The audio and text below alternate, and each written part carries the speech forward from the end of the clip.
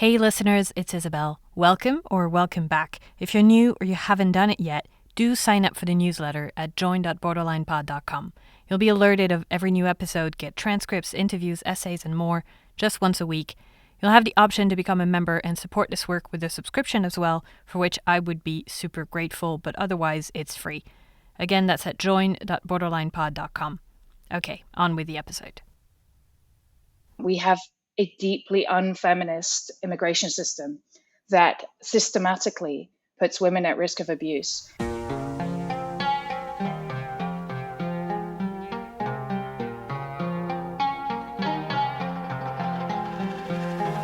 Hi, I'm Isabel Hogal, and this is Borderline.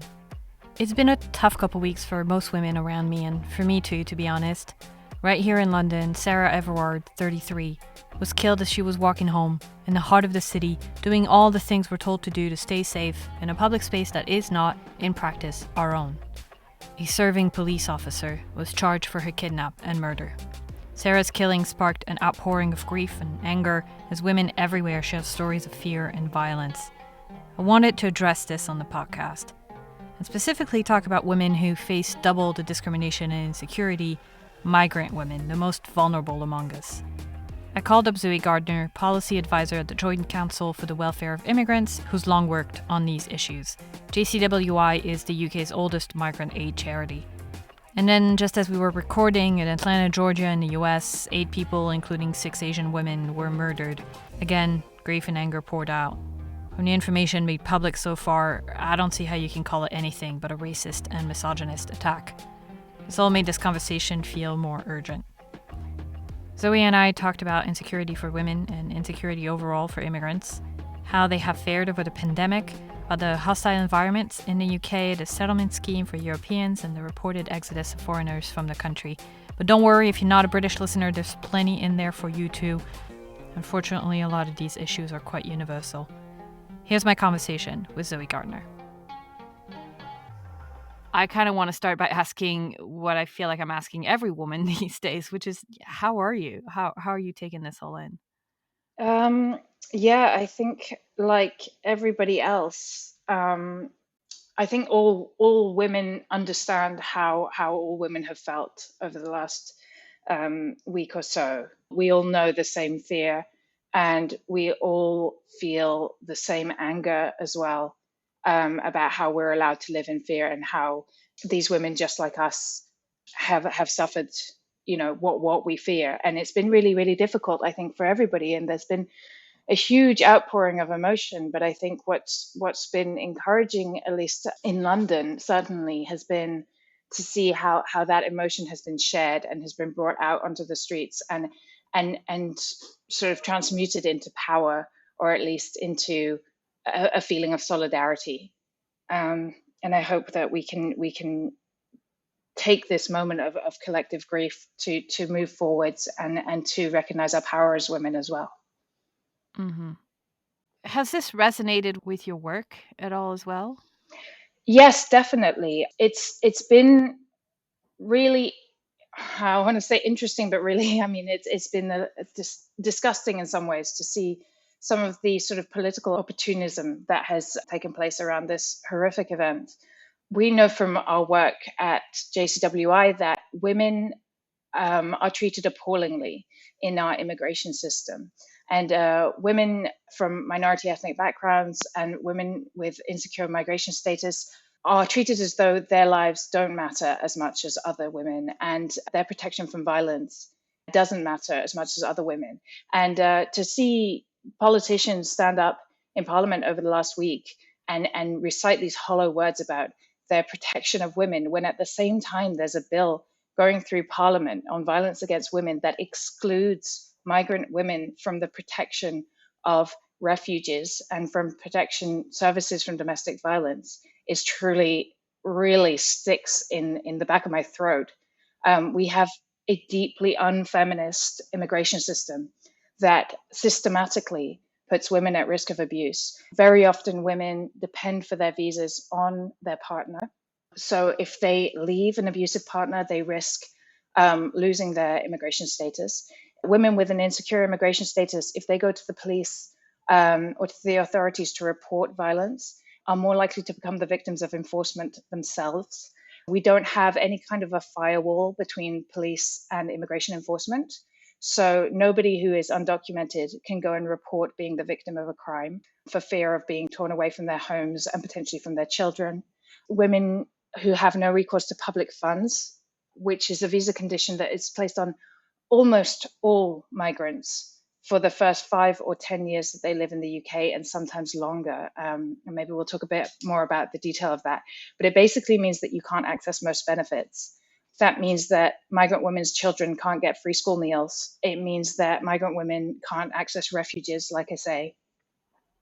And it leaves people in poverty a lot of the time, and vulnerable, therefore, to exploitative work and to slum landlords and all these other dangers that are compounded in terms of violence against women. So it's been pretty galling to see the same politicians who have voted against, specifically against amendments in that violence against women bill to protect migrant women on an equal basis, to then stand up and give us their hollow words about how they are all about protecting women from violence. Mm. Is there part of you that ever thinks, oh, great, now everyone's paying attention because, this horrible thing happened to a white woman from the London professional class, but where have you been all along? Kind of feeling. I very much understand people who feel that way. I think it is very, noticeable that, when it's a woman, as you say, who is white, who is privileged in numerous ways, and who I suppose many parts of the, women in UK media can sort of see themselves in a way that maybe they can't for a migrant woman or a woman of color or a sex worker woman or a poorer woman. Then it gets a lot of attention. But I think that what's really important is to remember that when people's eyes are opened, that's actually a good thing. And even if people feel, frustrated of where were you then, actually everybody has their own journey coming to activism and coming to engagement with these issues. And if this last, couple of weeks has opened people's eyes to the institutional misogyny and violence in the police force, has opened people's eyes to the issue of male violence in our society, then we need to welcome those people who are joining us as allies and all stand together, because it's by dividing ourselves that we're doing the work of the oppressor for them. And it's by standing together among communities of color, among migrant communities, among communities of all genders, all oppressed groups standing together, then there are more of us, and then we are stronger. Mm. So what is it that you think could be done, both from a citizen and an activist perspective, but also from a government side on building a safer system, specifically for migrant women, in a more feminist immigration system than we have currently in the UK? Is it done better somewhere else? Um, I'm not really sure about the feminist credentials of immigration systems elsewhere. I'm pretty sure that basically wherever immigration enforcement occurs, any oppressed group or more marginalized group, it gets sharper and sharper towards the ends of the more marginalized group. So it's the same story as how, austerity punishes all parts of society, but women suffer more. Immigration enforcement punishes all parts of society, but women, because they are suffering other axes of oppression, also suffer more. But there are definitely ways, and actually at the moment, as I've mentioned, there are really, really concrete ways in which we can make a difference at the moment.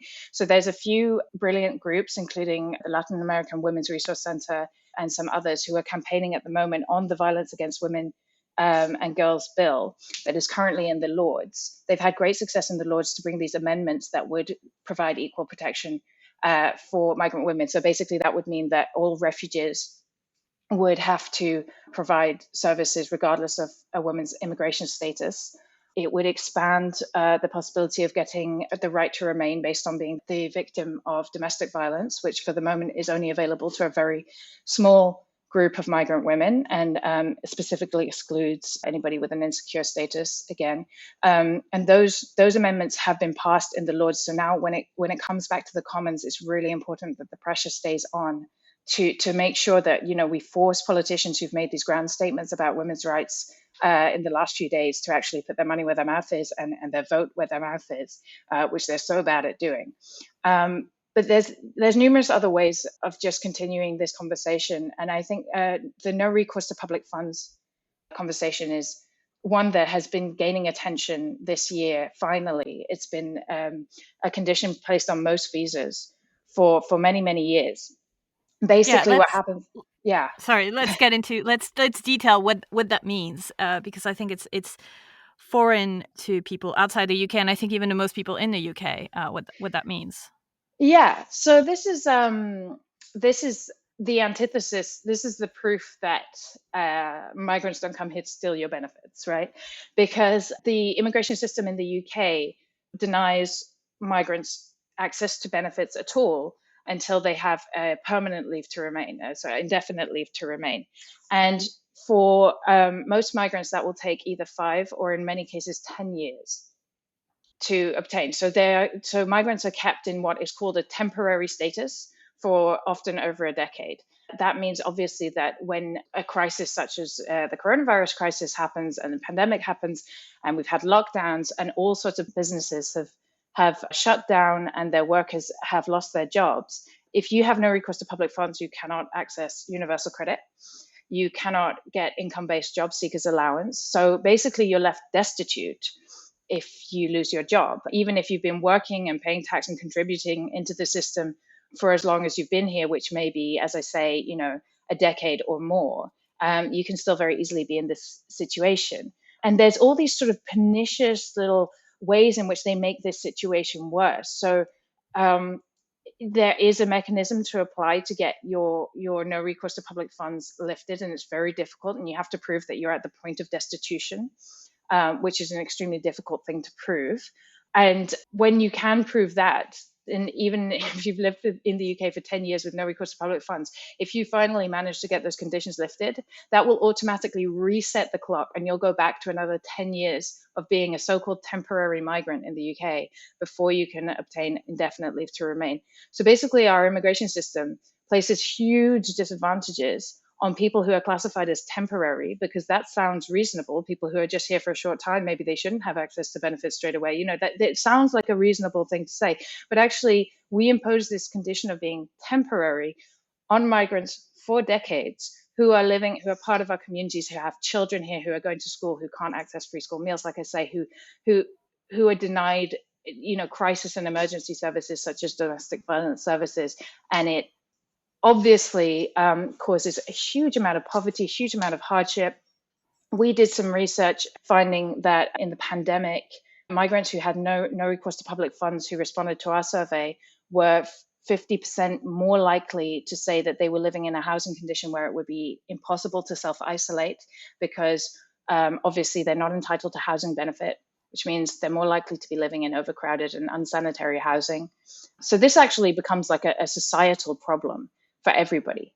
And people who have no recourse to public funds also think often that that means they're not entitled to go to the doctor, or that they're not entitled to access sort of any services or even charitable help sometimes. So it becomes a really serious issue of deprivation and of poverty among people who are part of our society and may have been here for a really long time. So it's a very, very brutal and cruel policy, and we're campaigning at the moment to have it scrapped. Mm. I feel like we should insist on the fact that these people are paying the same taxes. They're contributing to the systems that they are not allowed to draw from. Oh, absolutely. Even more so, in fact, because, you know, you're taxed for even being a foreigner living in this country. You have huge fees on your visa applications, which are mostly profit for the Home Office. And on top of that, you pay an additional so-called immigration health surcharge, which is thousands and thousands of pounds for every visa renewal per person. So for a family of 4, you know, you get into tens of thousands of pounds just as an additional tax for being a foreigner in this country. And then you're denied access to the welfare state, to the safety net that we all rely on in times of crisis. Mm. Yeah, it's something I think that people who aren't immigrants here, and I honestly, my eyes have been open to because of Brexit. As an EU citizen, I suddenly became a migrant. The level of fees involved and the number of people who end up in unauthorized status just from not being able to afford the fees to Absolutely. apply for Yeah. the things that they're entitled to. Exactly. And, as I say, because this temporary so called status goes on for such a long time and you have to renew it over and over again. And every time you have to renew it, not only do you have to, jump through all the criteria and all the hoops and put in this complicated application, but you also have to pay thousands and thousands of pounds again and again and again. And quite obviously, very often people aren't able to do that and they lose their status. And again, if these are long term residents in the country with families here, which they so often are, then they're not going to leave. They simply fall into being undocumented, and then they are subject to even more risk of exploitation and abuse because everything they do is then criminalized in this country. And again, like I say, they can't go to the police if they're the victim of crime. They can't report their exploitation in the workplace. They can't even rent a flat legally. So they become victims of trafficking and of slum landlords and all sorts of cruelty and exploitation in our society. So we feed the business model of the worst criminals in our society by providing them with the perfect victims who have no escape. Mm. Sorry, it's very bleak. I'm always I'm always very bleak. Well, it's good to get a picture of reality, and I think what's really interesting is to sort of get that systemic picture of how things that might individually sound reasonable together work to create a system that people cannot um, keep their head above water, essentially. Exactly, exactly. So it's the combination of so many different things: the fees, the no recourse to public funds, the income requirements for different kinds of migrants, and altogether it makes a situation where people are vulnerable to abuse. So you mentioned the pandemic. I'm curious how, all these things combined in the past year and how migrant populations in the UK have fared during COVID. Yeah.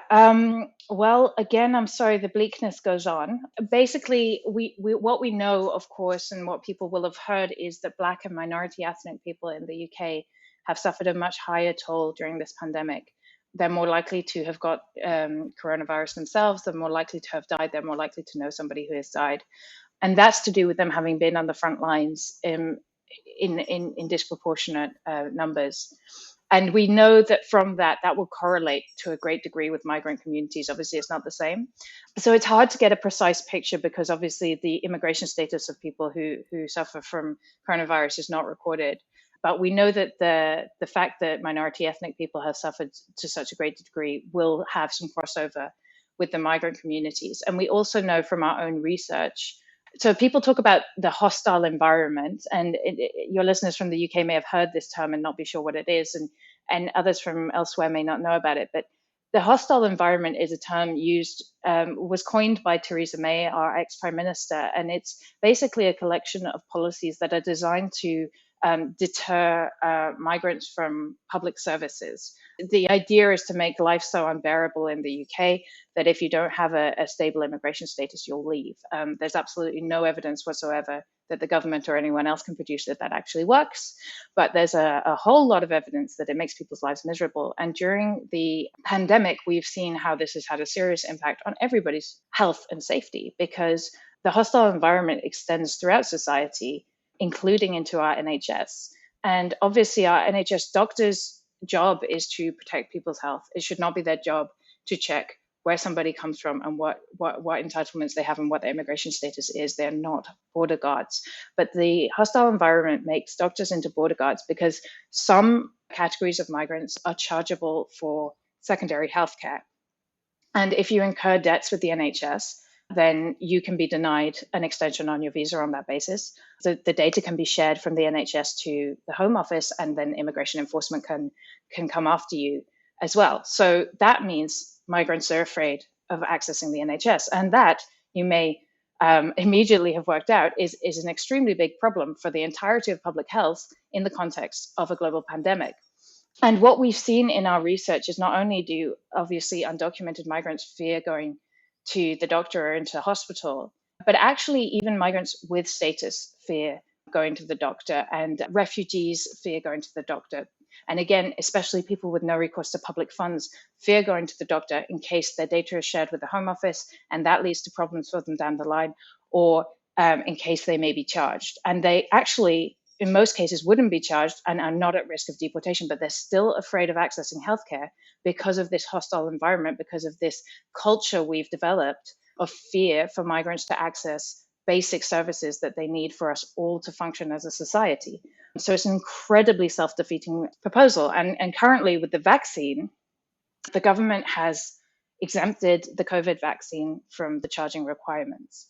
But they don't seem to have bothered to let the GP surgeries know and inform GP surgeries around the country that actually you don't have to have a stable immigration status in this country to register with your GP and to get the vaccine. So it's important everybody who's listening here knows, even if your GP, when you go to register, asks you about your immigration status or your nationality or how long you've been in the country or any of those questions, you don't have to answer. You don't even have to provide an ID or proof of address. So undocumented migrants can go and register with their GP and not give any details that would then put them at risk at a later stage. But they don't know that. And they've been fed this whole big line about how it's the National Health Service, not the International Health Service. And so have the workers who work in GP surgeries. And so they think they need to ask for this information, and migrants think that they would need to provide this information. And so they stay away. And there's lots of evidence to show that this is actually detrimental to our public health in the long term. Mm. Wow. Sorry, you just made me quiet for a minute. What about the impact on work? There's been this headline number that's been shared a lot, this research showing maybe up to 1.3 million migrants in the UK have left during the pandemic, mostly Europeans, mostly from loss of jobs. And I talked to the researcher on this, and I'll be on the podcast later, but obviously that headline number is very much an upper bound, and it's probably less than that. But still, there does seem to be a significant emigration from migrants due to the pandemic. Is that something you've seen as well? I think I'd be cautious to say that I've seen it, but I've definitely heard about this happening, and I think that it's natural. A lot of EU migrants, in particular, are employed in the hospitality industry, which has been closed down for obviously months and months. They may have thought it made sense to stop paying their London inflated rents and go and stay at home with their family and lock down with their family back in whatever country that they're from in Europe. I emphasize Europeans because Europeans have obviously benefited from free movement and the flexibility that that allows. And so the assumption that they will have had, of course, will have been that they can go and they can come back, and they can come back at a later date. But actually, if they had only pre-settled status or had not yet applied for settled status, and settled status, so now that we have Brexited, all EU migrants who live in the UK have to apply to stay legally in the country because of that, and they have to apply by the end of June. And if people who did not already have a settled status left, there's a time limit on how long you can actually spend outside of the UK before you lose your right to return. And so for some people that may have happened, and that might mean that they can no longer come back to their ordinary lives in the UK on a legal basis. Or it also might mean that people will lose their opportunity to actually apply for settled status, because the government has this hard deadline coming up at the end of June. And if people haven't applied by that date, then they will become undocumented, and they will be subject to all of the hostile environment policies that I've been talking about, and they may be subject to deportation and detention. So it's a really, really serious issue that, if you are employing an EU migrant who hasn't applied for settled status on the 1st of July, then, you may be committing a crime yourself, right? And the government is giving us absolutely no answers as to whether they're just going to expect people to leave. Like, what are they going to do with the people who inevitably, because with any system such as this, inevitably some people fall through the gaps. And we've done some research looking at EU care workers, and we found that there was really staggering levels of people who didn't know that they had to apply to the settled status scheme, or they didn't know that there was a deadline by which they had to apply. And so this deadline is just this arbitrary cutoff point, after which, potentially tens of thousands of people, maybe even 100,000 people, it depends how many people they reach, but there's a lot of EU migrants in the UK. So even missing out on a small percentage could mean, tens and tens of thousands of new undocumented migrants in our country just overnight, which is absolutely insane. um, it's just absolutely no way to run a country. You can't.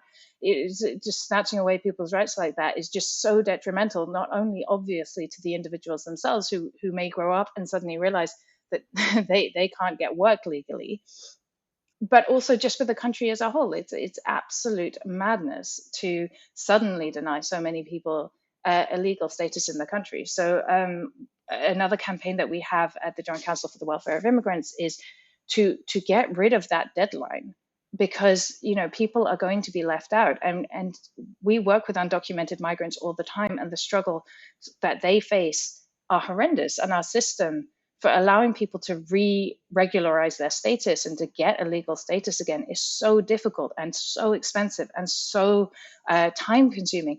It's just mad to have this deadline after which so many EU migrants will be at risk. Hmm.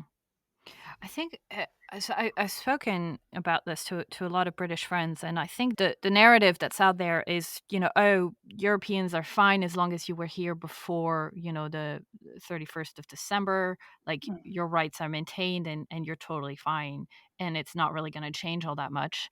And, and the reality, of course, is actually it's much more complex than that. And having been through it myself and literally doing this as my job of looking into immigration issues, it's incredibly complex. My own status is confusing to me. And I've read and I've read all the documents multiple times. So yeah, I think it's fair to imagine that a number of people are going to be left out.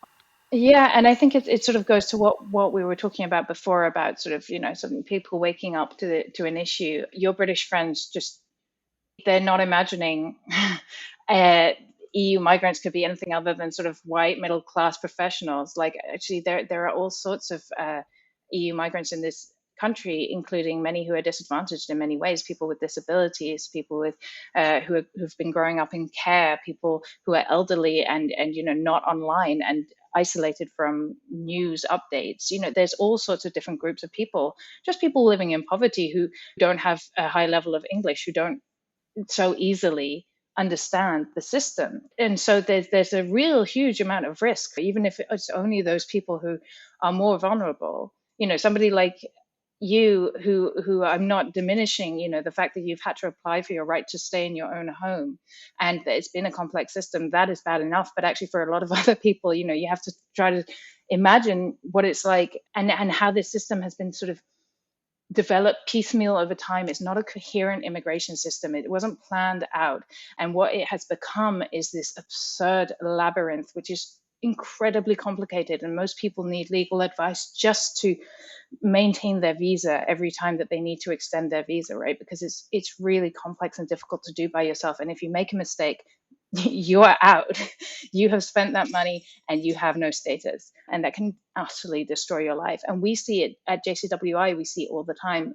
People who have made the most banal mistake, filled out the wrong form, sent the fee that wasn't updated because they put the fee up again last month and they didn't know, or whatever. And they have lost their status and become undocumented for years and years and years, and lived under the radar outside of the protections of society because of one dumb mistake.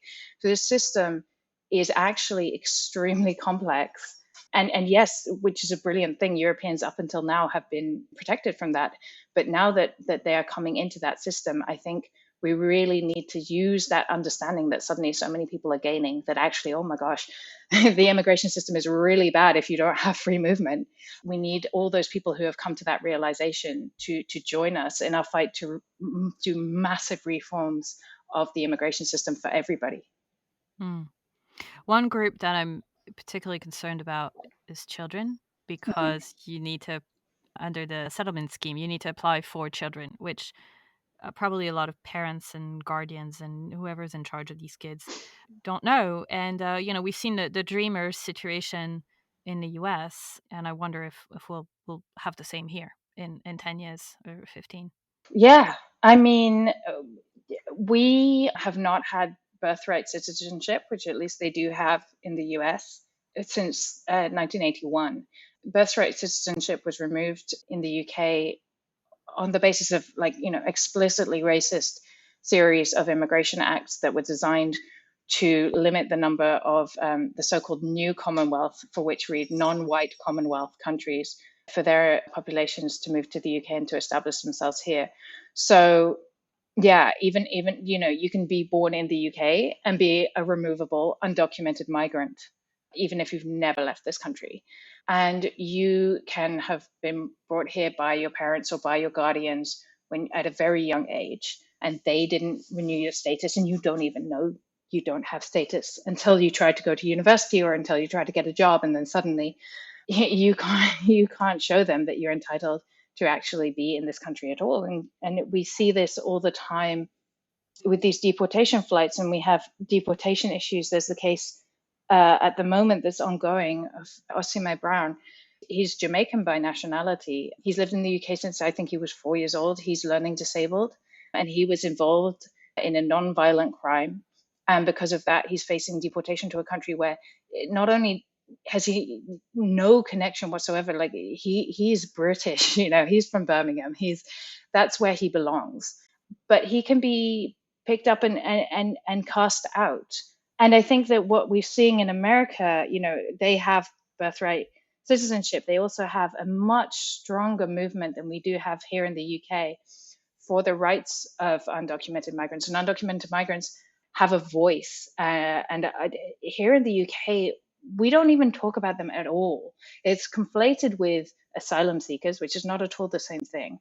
And we don't talk about the fact that our farms and our shops and our factories and our healthcare system, all of these depend on the labor of people who are denied any status whatsoever. So the conversation in the US is currently, especially with the Biden's proposals for large scale regularization, really an inspiration to activists in Europe, I think.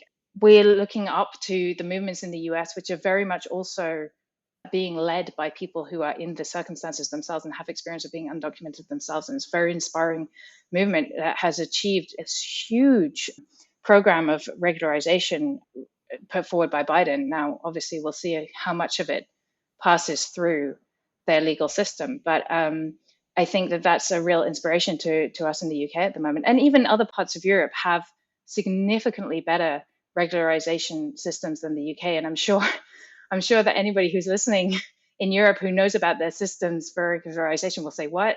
We treat undocumented migrants terribly. They have to wait for years to regularize their status." Yes, that's true, but they wait longer here in the UK. In France and Spain and Portugal, if you're in work and you've lived in the country for sort of 3 to 5 years, you can generally submit a claim to regularize your status. Now, that's not enough, but if we could get that far in the UK, it would be amazing, because if you're basing your just on long residence in the UK as an undocumented migrant, you have to have lived here for 20 years before you can apply to regularize your status. 20 years, and then you'll be on a 10-year route to indefinite leave to remain. So people can live in this country for as long as I've been alive before they're entitled to a settled permanent status. It's in desperate need of reform. So, how would you reform it? I want to end, because it's been bleak. I want to I'm end sorry. on no, it's reality. But I do want to end on maybe something Mm. hopeful.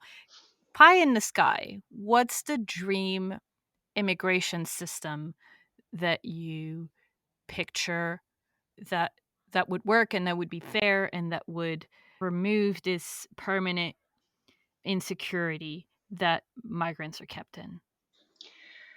The key thing to know, the key sort of message that we want to get out there is people move.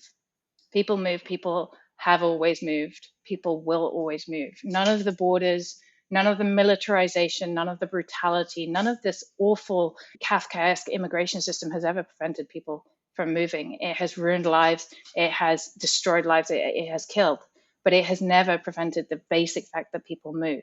And we need an immigration system that recognizes and works with that and manages that, rather than one that tries desperately to stop that, because it will never, ever, ever happen. My dream immigration system is a long way off, but there is reason to be hopeful.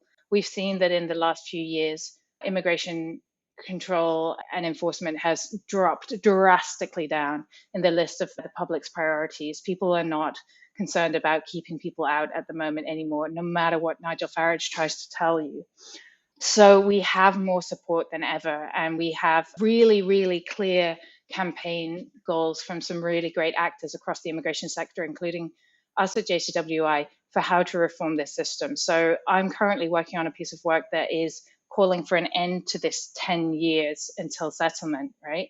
We're calling to cut that down to 5 years with automatic renewal, reduce the fees to the cost price. So you pay how much it costs to administrate your application and not give 10 times that in profit to the Home Office.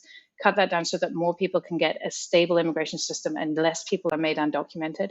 A 5-year route to regularization for anybody who has fallen through the gaps, and scrap the hostile environment. Get immigration enforcement out of our hospitals, out of our workplaces. Provide a firm firewall between all police services, all security services, and immigration enforcement, so that people are safe to access services. And then what we'll see is a community that is no longer held back and forced into poverty, and that is able to flourish and do the wonderful things that immigration brings to our lives. The mixed families, the cultures clashing into each other and creating these incredible new and exciting cultural outputs.